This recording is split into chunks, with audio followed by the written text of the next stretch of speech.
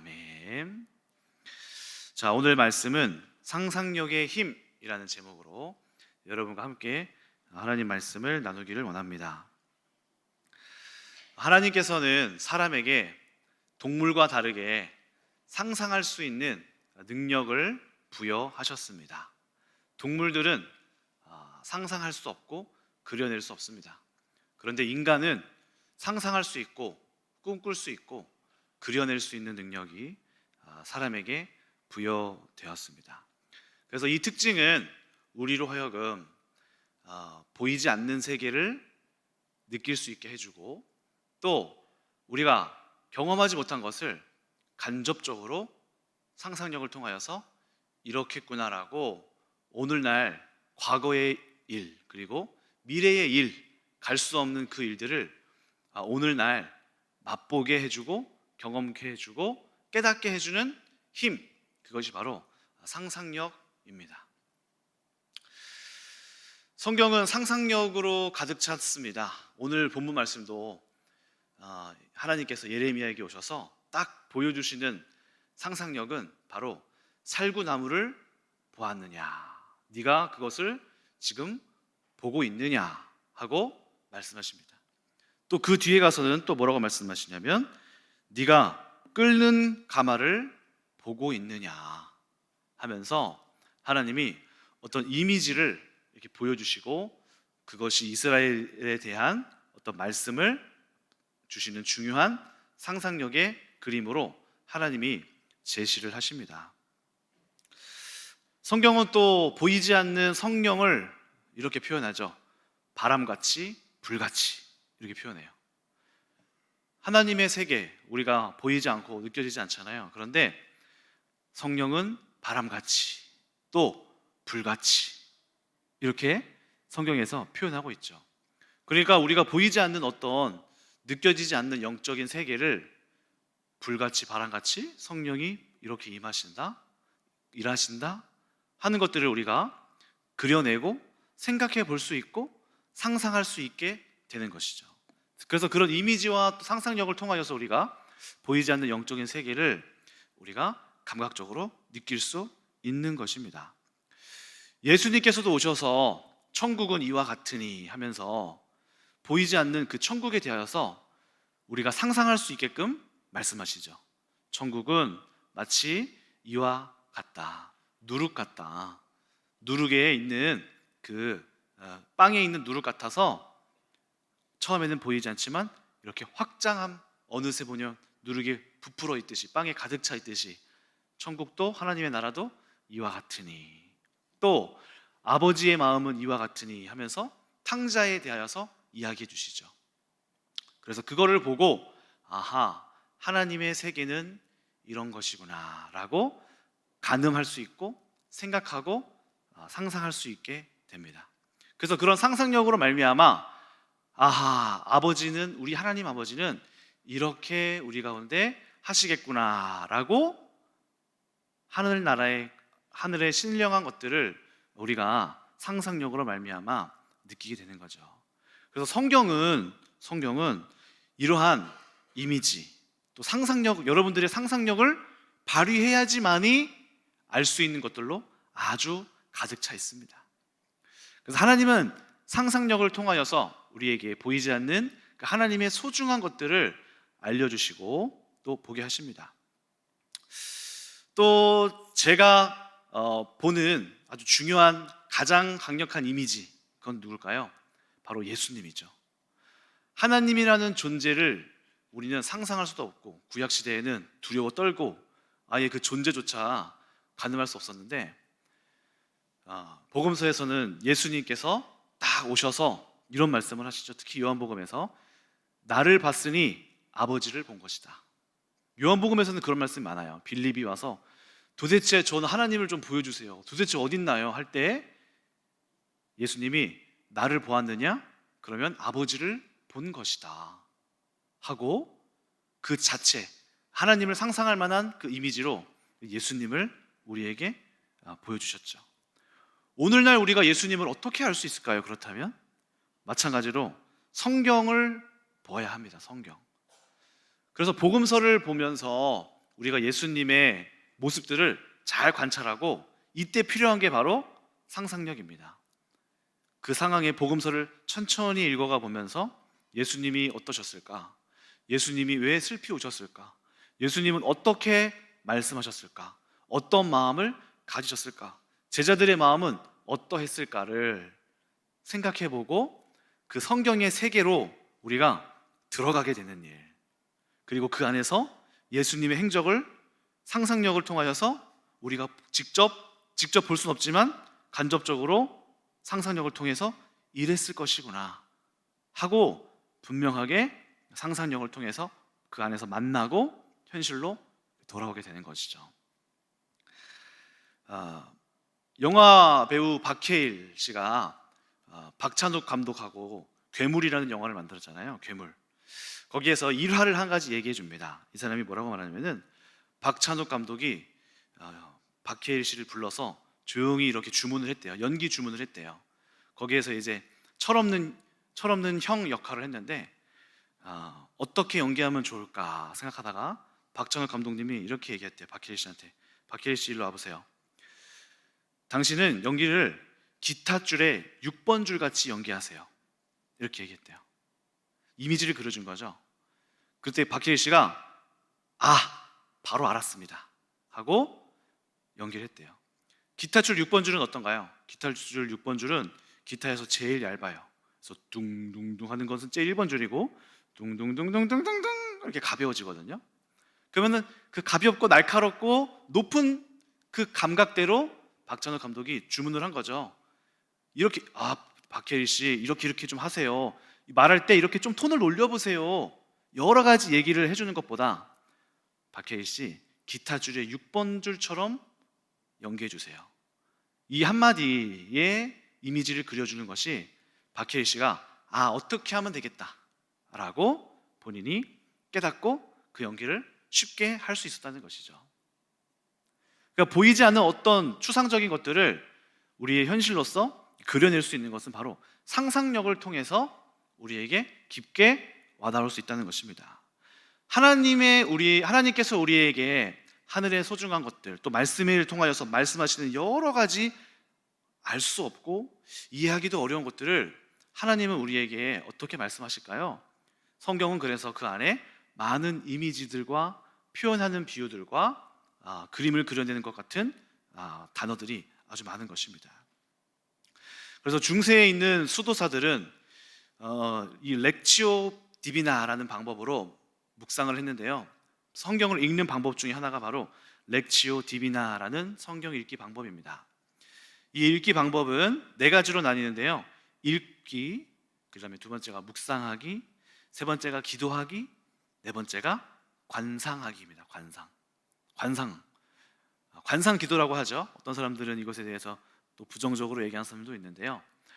여기에서 제가 이제 좋은 점을 찾아본다면은 관상은 뭐냐면은 이 말씀을 음미하는 거예요.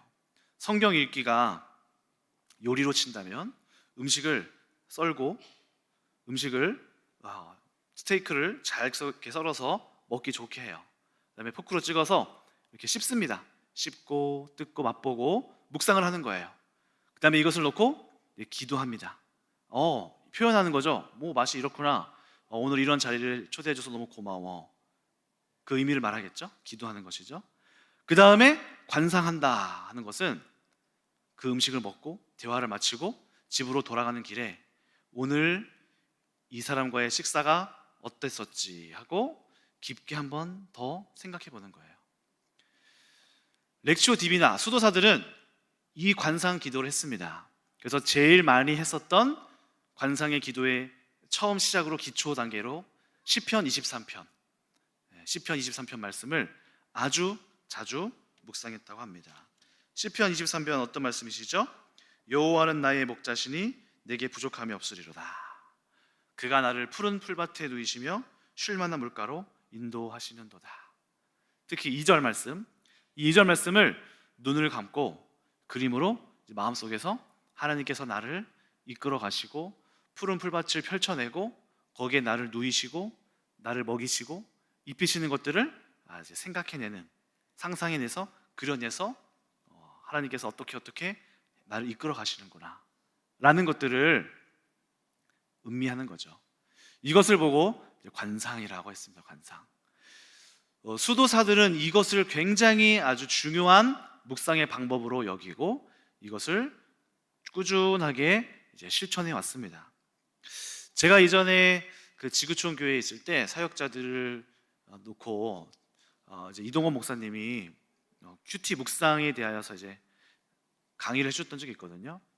거기에서 이동원 목사님도 하셨던 그 방법 중에 하나가 이 관상에 대해서 말씀하셨어요. 그 묵상을 넘어서 묵상은 묵상대로 하되 내가 마음속에서 이것을 또 한편으로 그려내는 거. 성경 보세요. 성경도 보면은 우리로 하여금 단순히 목자시니 푸른 풀밭에 누이시며 실만한 물가로 인도하시는도다. 그냥 중얼중얼 외우고 읊는 정도로만 끝나는 게 아니라 왜 이런 표현을 썼을까요? 다윗은 어떤 것을 생각하면서 그려냈을까요?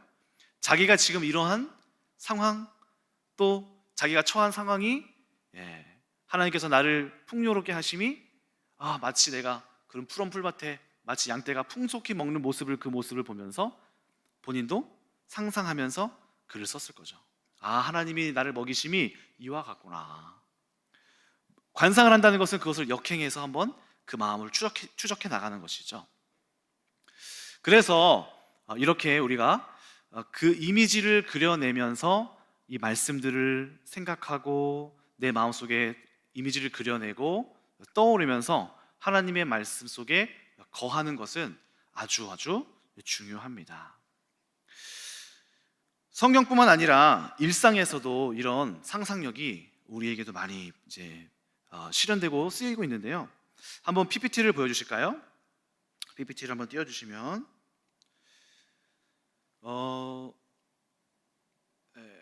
안 넘어가네요. 한번 넘겨주세요. 됐습니다. 의료계에서 이 치유의 방법이 쓰인다고 합니다. 의료계에서. 그래서 부종을 연구하는 의사가 병행 치료를 하는데요. 약물도 쓰고 주사도 맞고 운동도 하면서 같이 병행하는 치료를 한 가지를 더 한대요. 그중에 뭐가 있냐면은 첫 번째, 방해받지 않고 조용히 있을 장소에 가서 발바닥을 대고 편하게 앉아라. 여러분도 한번 상상해 보세요. 한번 저 읽어내시면서 한번 따라해 보세요. 숨을 쉬는 리듬에 초점을 맞추고 숨 쉬는 것에만 몰두해라. 조용한 장소에 있다는 것을 인식하고 긴장을 풀고 마치 긴장을 꼬인 매듭처럼 상상하여서 그것이 풀어지는 것을 봐라.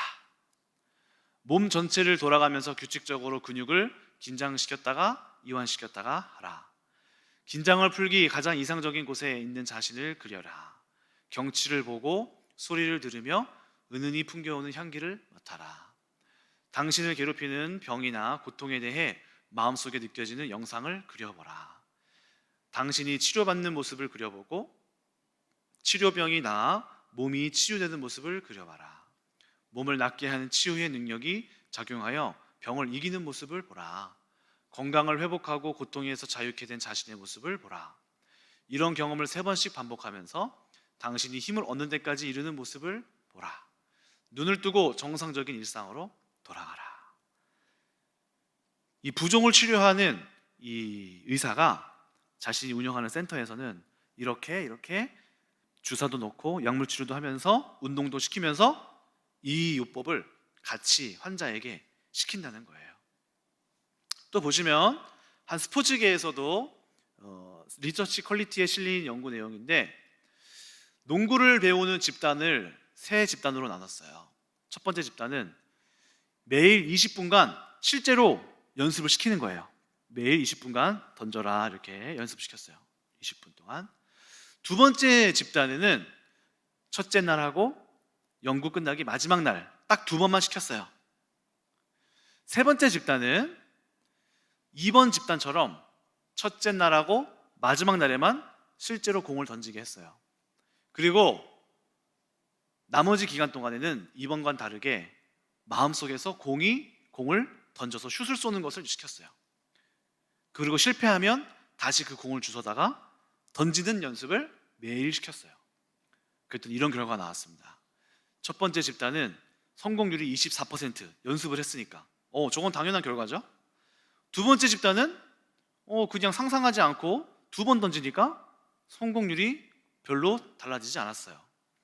근데 놀라운 사실은 세 번째 집단 성공률이 무려 실제로 연습한 것과 같이 23%가 증가했다는 연구 결과를 발표했어요. 스포츠계에서도 그래서 이미지 훈련 많이 하죠. 이미지 훈련. 이미지에서 이렇게 하고, 뭐 유도를 배우면 이렇게 던지고, 복싱에서도 많이 하죠. 섀도우 복싱 아시죠? 복싱 선수들이 섀도우 복싱 하잖아요. 왜 하는 줄 아세요? 자기가 딱 상대방과 있다고 치고 주먹이 날라온다고 상상하면서 이렇게 주먹을 딛고 피하고 하는 거예요. 실제로 이렇게 하는 연습을. 섀도우 복싱. 실제로 스포츠계에서는 상상하는 훈련을 굉장히 많이 합니다. 이미지로 그려내고 이렇게 해라. 어디 저것뿐만 아닐까요? 예술계에서는 노래하는 사람들, 음악하는 사람들, 어떤 이미지, 어디를 가서 영감을 얻는 데 있어서 여행을 가서 느껴오는 그 이미지를 음악적으로 풀어내는 거예요. 그러니까 이미지가 중요한 거예요. 이미지, 감각. 그러니까 보이지 않는 것들을 어떻게 보임으로써 보는 것들로 인하여서 캐치하고, 그 순간을 캐치하고, 또 다른 보이지 않는 것으로 또 풀어내고, 또는 운동신경으로, 또는 예술로, 그림으로써, 음악으로써 풀어나가는 거죠. 실제로 이제는 심리치료에서도 이 상상력이 아주 많이 쓰입니다. 특별히 이 미술치료, 아이들을 데리고 미술치료를 하면요, 아이들 보고 지금 그 아이의 모습이 어떤 상태인지 행동으로밖에 안 나오잖아요. 그것을 그림으로 그려보라고 해요. 그래서 도화지를 주고 너의 얼굴을 그려봐라, 집을 그려봐라, 마당을 그려봐라, 울타리를 그려봐라, 가족들이 어떻게 있는지 그려봐라. 그러면 왼쪽에 그리는지 오른쪽에 그리는지 크게 그리는지 적게 그리는지, 집에 창문이 있는지 없는지, 울타리를 쳤는지 안 쳤는지, 문이 열렸는지 닫혔는지, 아빠랑 엄마랑 손을 잡고 있는지 안 잡고 있는지, 이런 그림을 아이들이 속에 있는 것을 막 그려내는 거죠. 그것을 보고 지금 이 사람의 마음 심리가 이렇구나 라고 판단하고 어떠한 조치를 취합니다. 역으로 그 사람에 대해서 분석할 때 그림을 그려내기로도 하지만, 역으로도 치료하고 그 사람의 마음을 만지고 터치할 때도 심리치료에서 이 이미지를 그려냅니다. 춤이 음악과 관련되듯 감정은 상상력과 연관되어 있다. 그래서 외적 눈으로 분별하고 사실적인 그림을 그릴 수 있듯이 내적인 눈으로 분명한 사실을 그림으로 그려낼 수 있습니다. 특히 과거를 다시 영상화하고 미래를 미리 영상화하는데 상상력을 사용해요. 저는 이것이 이 포인트가 굉장히 중요하다고 생각해요. 결국 저도 심리 공부를 조금 했었거든요. 근데 조금 해보니까 문제의 원인은 우리가 돌아갈 수 없는 과거에 있어요. 돌아갈 수가 없어요. 그런데 옛날 일에 매여 있어요. 그리고 옛날에 싸웠던 그 사람은 만날 수도 없어요. 해결도 안 돼요. 어디 가버렸어요. 이사 갔어요. 또는 돌아가셨어요. 부모님이. 나 부모님이랑 정말 갈등이 있는데 돌아가셔서 없어요. 어떻게 해야 되죠? 나랑 갈등했던 사람, 그 사람은 옛날에는 무서웠는데 지금은 또 갑자기 사람이 멀쩡해져서 내가 그걸 따지기가 또 어려워요. 그런 경우도 있습니다.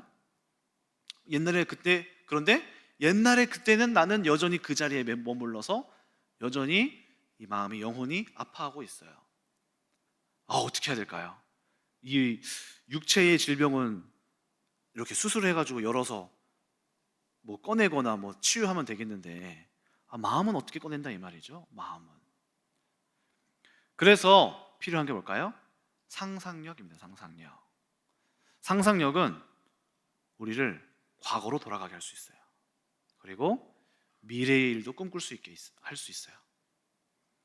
그것들이 우리가 그려내게 하는 것이죠. 또 성경의 이야기, 몇천 년 전의 과거도 오늘날 우리가 상상함으로 통해서, 상상력을 통해서 이때 이 순간에 우리가 참여할 수 있는 거예요.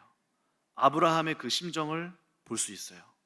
아브라함의 그 마음을 느낄 수 있어요. 자녀가 없는 그 상황에 우리가 동감할 수 있는 거죠.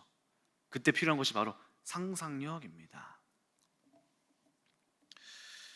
자기사랑 노트의 저자 오재은 교수님이 이러한 일화를 자기 책에 소개하고 있는데요.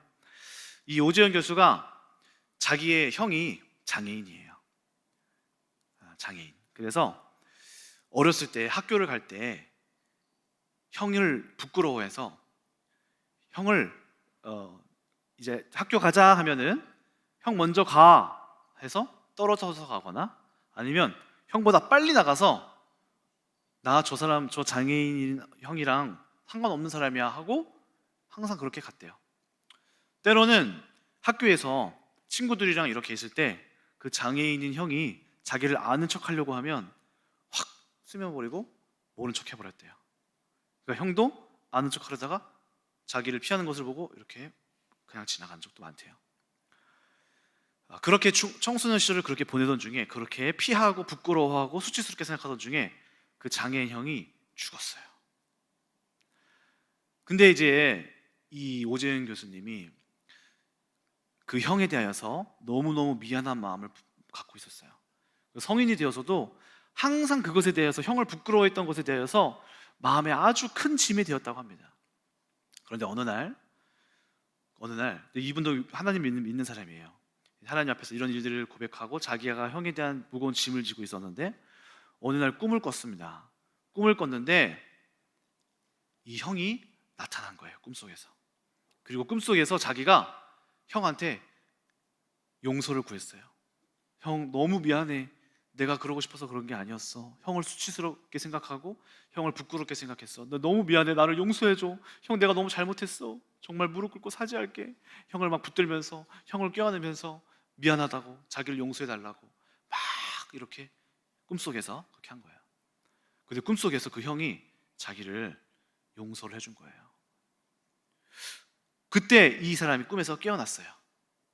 그래서 그 마음속에 어땠을까요? 마음속에 평안함이 임했대요. 평안함. 그리고 그 순간을 하나님께서 지금 나에게 형을 향하여서 내가 한 형에 대한 용서의 마음들을 이렇게 형으로 하여금 허용하게 꿈속에서 이렇게 하신 것이 아닐까? 그 이후로 이 오재은 교수 마음속에 있었던 아주 응어리진 마음이 깨끗이 사라지고 회복되었다라는 이야기가 내 책 내용에 있습니다. 그러면서 오재은 교수가 하는 말이 뭐냐면은 우리 마음에 있는 치유의 방법도 마찬가지다. 우리가 우리에게 상처를 주고 때로는 우리가 상처를 준 사람에 대하여서 우리가 직접 만날 수도 없고 만나서 풀면 더욱 좋지만 돌아가셨거나 그럴 수 없는 상황이 더 많단 말이죠. 또 하나님 앞에 보이지 않는 하나님, 우리가 어떻게 하나님을 그려내고 그분과 소통할 수 있을까요?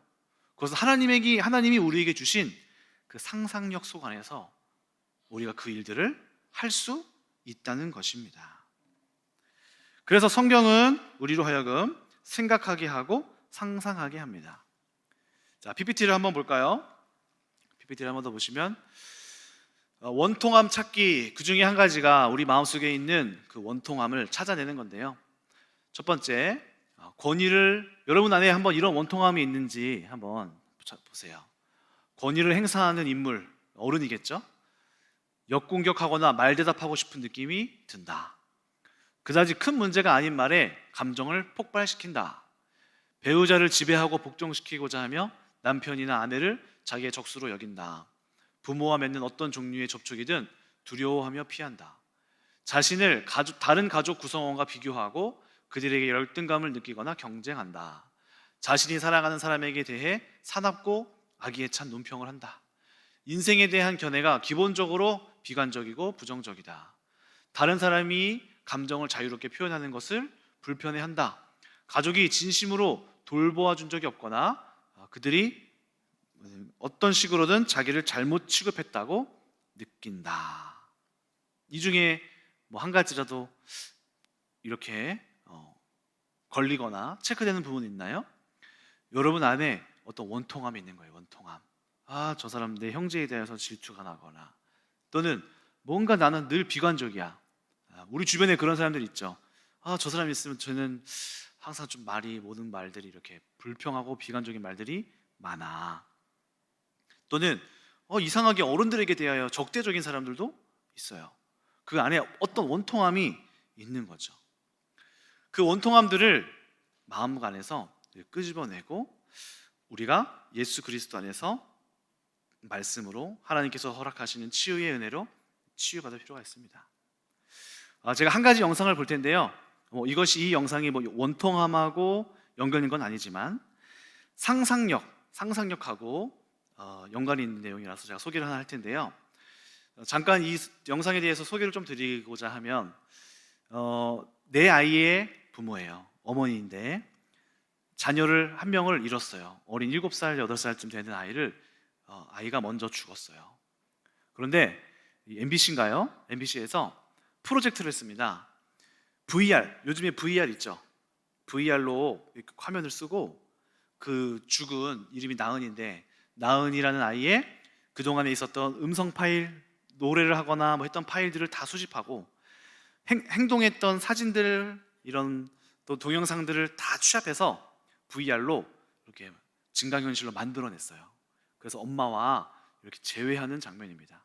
그래서 이 엄마가 나은이한테 꼭 해주고 싶은 말들을 많았는데 죽은 이후로 그거를 하지 못해서 너무너무 미안하고 늘 마음속에 슬픔이 가득 차 있는 거예요. 이걸 어떻게 해결할 수 있을까 하다가 이제 이런 MBC에서 이런 다큐멘터리에서 프로젝트를 하나 찍어서 그 마음을 치유하는 과정을 다큐멘터리로 찍었는데요. 한번 같이 보도록 하겠습니다. 네, 화면을 잘 보셨나요? 저도 이 영상을 보면서 이제 눈물을 훔치곤 했었는데, 우리 딸 생각이 나서, 유민이 생각이 나서 이렇게 잘 안아줘야겠다, 우리 딸 이렇게 꼭 안아줘야겠다, 이런 생각들을 많이 했습니다. 여러분들의 자녀들, 우리 부모 되신 분들은 여러분들의 자녀들을 오늘 집에 가셔서 사랑해 하면서 이렇게 푹 품에 안아주시면 좋을 것 같아요. 하실 수 있으시죠? 네, 우리 자녀들도 엄마 아빠 감사해요 하고 한번 이렇게 집에 가셔서 안아주세요. 오늘 여기 영상을 보면은 나은이가 아니라 나연이었네. 나연이라는 이 부모님, 어머니가 실제로는 아니잖아요, 그렇죠? 실제가 아니에요. 아까 그 꼬마애도 조금 달라 이랬어요. 그러니까 실제로가 아니란 말이에요. 그럼에도 불구하고 나연이 엄마는 충분히 지금 나연이를 만나고 있고, 그리고 그 안에서 이 마음에 있었던 응어리진 것들이 해소가 되고 있어요. 이게 상상력이라는 거예요, 상상력. 성경을 통해서도 우리는 하나님께서 여러분들을 영적인 상상력을 통하여서 하나님께서 여러분들을 하나님 품으로 초대하고 계시고, 또 하나님이 넓은 그 품 안에서 여러분들을 안아주시기를 원하시고 이끌어 가시고, 우리 사망의 음침한 골짜기를 다닐지라도 지팡이가 함께 하는 것처럼 여러분들을 손 잡아주시고 함께 하신다라는 이 여러분들이 기도를 막 하여 나갈 때 주시는 마음들, 하나님께서 허락하실 모습들, 이런 것들이 바로 우리 안에서 변화되어지고 치유될 과정이에요. 또 예수님께서 찾아오셔서 여러분들을 향하여서 손 내미시고 여러분들을 치유하실 그 과정도 여러분들이 떠올리실 수 있어요. 한번 실습 한번 해보고 한번 맞춰볼까 합니다. 자, 실습을 한번 해보면요, 눈을 한번 감아보시죠. 눈을 한번 감아보시고 한번 떠올려 보세요. 제가 글을 이제 읽어드릴 테니까 한번 상상해 보시면서 머릿속으로 한번 그려보는 훈련을 한번 해보겠습니다. 눈을 감고 하나님을 향해 초청합니다. 성령 하나님, 오늘 내 마음에 찾아와 주세요. 하나님께서 당신을 기뻐하고 계십니다. 당신을 향해 사랑이 가득한 눈빛으로 당신을 바라보고 계십니다. 당신은 당신을 기뻐하는 주님의 눈동자를 바라보며 마음이 평안해집니다. 주님께 모든 것을 말하고 싶어집니다. 든든한 주님 품에 안기고 싶습니다. 그분의 넓은 날개 아래 거하고 싶어집니다. 하나님께서 나를 안아주시고 어서 오라고 말씀하십니다. 주님께 회개할 거리를 찾아봅니다. 한 주간 돌아보면서 하나님 앞에 부끄러울 것이 없었는지 돌아봅니다. 나의 삶을 되돌아봅니다. 많은 기억들이 스쳐 지나갑니다. 주님께 고개를 들기 어렵습니다. 나 같은 사람이 어찌 이렇게 주님께 나아가도 되는지 부끄러워집니다. 그런데 주님께서는 우리더러 괜찮다고, 인간은 죄인일 수밖에 없다고, 그러니까 내가 왔다고 나를 토닥여 주십니다. 우리는 다시 주님께 기댈 수 있게 됩니다. 주님 품에서 내 영혼이 평안해집니다. 혈루증 앓는 여인의 말씀을 떠올립니다. 당신이 그 혈루증 앓는 여인이 되어봅니다. 나의 몸이 혈루증으로 인해 피폐해져 있습니다. 사람들이 나를 피합니다. 나는 늘 외톨이였습니다. 혈루증은 전염병으로 분류되어 사람들이 나를 경멸하고 늘 나를 피했기 때문입니다. 내 마음에 있는 깊은 혈루증과 같은 상처를 찾아봅니다. 내 영혼이 그렇게 남들 보기에 손가락질 받을까봐, 남들이 나를 어떻게 생각할까봐, 또는 내 안에 암덩어리처럼 사라지지 않는 원한과 분노를 떠올려 봅니다. 이것만 없다면 내 마음의 짐이 사라질 텐데, 아무리 해도 사라지지 않고 회복되지 않는 영적 혈루증과 같은 문제를 떠올립니다. 여인은 몰래 예수님을 따라갑니다. 너무나 많은 사람들이 내 눈앞에 있습니다. 예수님은 저만치 멀리 떨어져 계십니다. 그 빼곡한 군중들을 하나씩 제치며 예수님께 나아갑니다. 나는 지금 너무 간절합니다. 사람들이 나의 혈루증을 알아보게 된다면 나는 쫓겨날지도 모릅니다. 그러나 나는 그분을 만나야만 합니다. 나는 지금 너무 간절합니다. 마침내 예수님이 보입니다. 차마 말을 걸지 못하겠지만 손으로라도 그 옷자락을 만져서 내가 나을 것 같은 믿음이 내 안에 들어옵니다. 그분을 보자 갑자기 그런 믿음이 샘솟습니다. 용기를 내어 손을 내밉니다. 그분의 옷자락을 만집니다. 내 몸과 마음에 뜨거운 무언가가 지나갑니다. 내 마른 피가 다시 도는 것 같습니다. 내 영혼에 있는 모든 문제가 사르르 사라집니다. 눈 녹듯이 사라집니다. 화면이 전환됩니다. 예수님께서 지금 골고다 언덕 위에 올라가 계십니다. 예수님의 발끝에는 피 흘려내리는 다리를 지나 몸통에 창으로 찔린 자국을 봅니다. 예수님의 손에는 못이 박혀 있고 머리에는 면류관이 씌워져 있습니다. 예수님께서 거룩한 피를 흘리고 계십니다. 어째서 주님이 피를 흘리셨어야만 했을까 생각하게 됩니다. 성경은 이렇게 말했습니다. 그는 실로 우리가 받아야 할 고통을 대신 받았고 우리가 겪어야 할 슬픔을 대신 겪었다. 그러나 우리는 그가 고통받는 이유에 대하여 그가 죄를 지었기 때문에 하나님께 징벌을 받아서 고난을 받는다고 생각하였다. 그러나 그가 찔린 것은 우리의 허물 때문이고 그가 상처받은 것은 우리의 악함 때문이다. 그가 징계를 받음으로써 우리가 평화를 누리고 그가 매를 맞음으로써 우리의 병이 나았다. 예수께서 피 흘리신 이유는 바로 우리를 자유케 하시고 고통에서 건져내기 위함이었습니다. 오늘 그가 고통받으며 흘리신 피를 다시 바라봅니다. 그 피가 우리를 자유케 합니다. 그 거룩한 보혈이 내 영혼의 무거운 짐을 씻어냅니다. 그 피가 유월절 지나가듯 모든 저주를 지나가게 합니다. 나의 영혼이 자유해집니다. 나는 예수로 다시 태어납니다. 이것이 주님이 우리에게 주신 놀라운 축복임을 느낍니다. 내 영혼이 만족합니다. 내 마음이 기뻐합니다. 나는 즐거이 다시 부활하신 예수님께 나아갑니다. 눈을 한번 떠보실까요?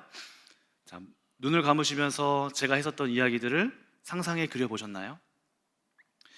우리가 예수 그리스도의 보혈의 능력을 의지한다는 것은 보혈의 능력, 또 예수님께서 피 흘리심을 바라볼 때 그것을 우리가 상상력이라는 것을 통하여서 성경 말씀을 보면서 말씀 안에 있는 것들을 그려낼 때 우리의 영혼의 그 깊은 곳에 있는 마음 깊숙한 곳에 있는 것들이 끄집어내고 그 상황을 예수님께 내어드리고 마주하고 그 흘리신 보혈 앞에 내어드리면서 우리의 영혼이 치유되는 것입니다.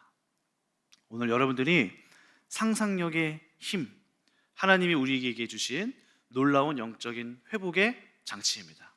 여러분들이 말씀을 읽으실 때 이 말씀을 보시면서 그려내시고 묵상하시되 단조롭게 하지 마시고 그날의 순간들, 그날의 날씨들, 그날의 분위기들 그려내고 떠올려가면서 말씀 안에 푹 잠기시면서 그 상상력 속 안에서 2000년 전에 계셨던 그 예수님이 여러분들의 그 상상력 안에서 오늘 그 자리에서 만나시고 주님과 함께 깊은 교제를 누리시는 여러분들 되시기를 축원합니다.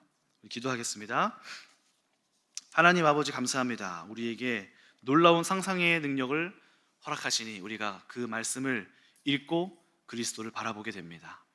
오늘 우리 가운데 회복하지 못하고 여전히 내 과거에 매여 있었던 많은 문제들이 치유받기를 원합니다. 오늘 우리가 기도하러 나아갈 때 말로만 중언부언하지 말게 하시고 마음 깊은 그곳에 내려가서 예수 그리스도와 함께 깊은 그 상처의 순간들을 주님과 함께 모셔가서 주님과 함께 그 자리에 머물면서 예수님이 손대어 주시고 치유해 주시고 회복함으로 말미암아 이곳에 그렇게 묵상하고 예수님을 초청하여 자신의 삶의 문제를 내어드리는 모든 주의 자녀들에게 하나님께서 허락하시는 회복의 능력이 있게 하여 주시옵소서. 그 영혼이 온전해지게 하여 주시옵소서. 마음의 상처들이 완전히 회복되게 하여 주시옵소서. 감사드리며 살아계신 예수님의 이름으로 기도합니다. 아멘.